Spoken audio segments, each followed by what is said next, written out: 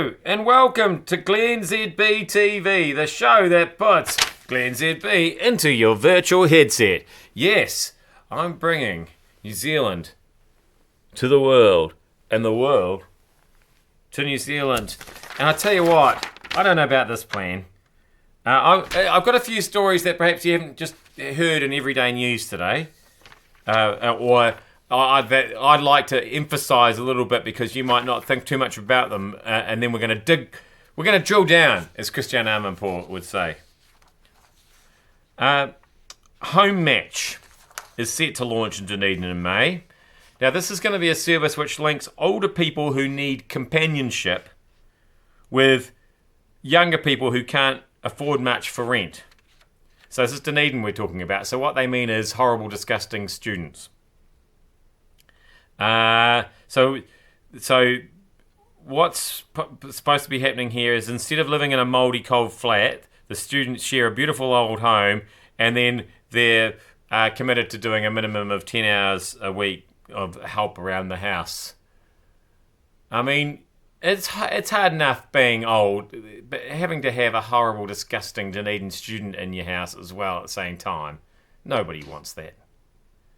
And I really hope that when I'm an old person, that somebody doesn't think that I need companionship. If I'm an old person and I am alone, I'll be sitting there going, this is the moment I've been waiting for.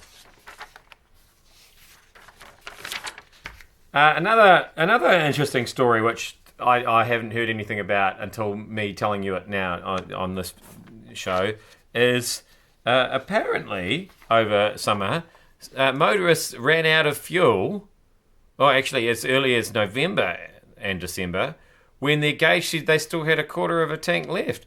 And this could be because of the sulfur levels in the fuel buggering up the fuel sensor, melting it away, corroding it.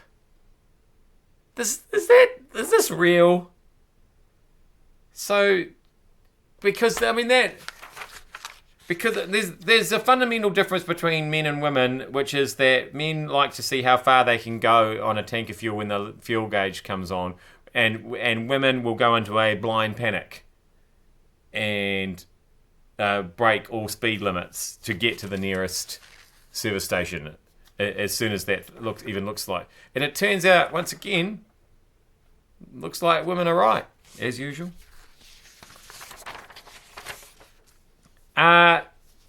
Now, what is with you people who keep going into the Waitakeries even though you've been asked not to? So they're trying to save the kauri trees. There's this risk of this kauri dieback disease.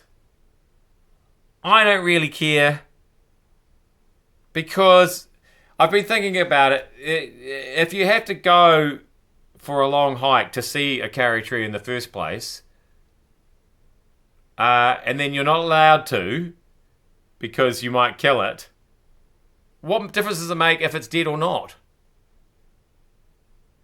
It's literally if a tree falls in a forest but there's nobody there to hear it, doesn't make a noise. It's if a kauri tree dies of kauri dieback but nobody's allowed to walk to it, is it dead?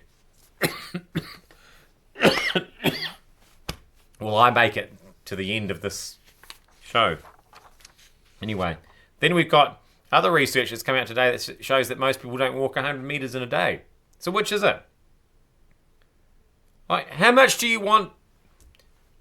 Do you see what I'm saying? You want to go and see the kauri trees, but if you go and see the kauri trees, you're going to kill the kauri trees, so you can't go and see the kauri trees. It's a complicated situation. Finally, it turns out there's a massive shortage of traffic cops. There are more than 100 road policing jobs just waiting to be filled. I don't think we mind if we're less likely to be given a ticket, do we? I think we can just let that slide, can't we? So again, it's a bit like, let's just not worry about it too much. That little problem. We'll give it a pass. I am glennzb. That was glennzb TV. Thank you so much for having me in your virtual headset. And I'll see you back here again tomorrow. Walk, drive, don't care how you get here. Just get here.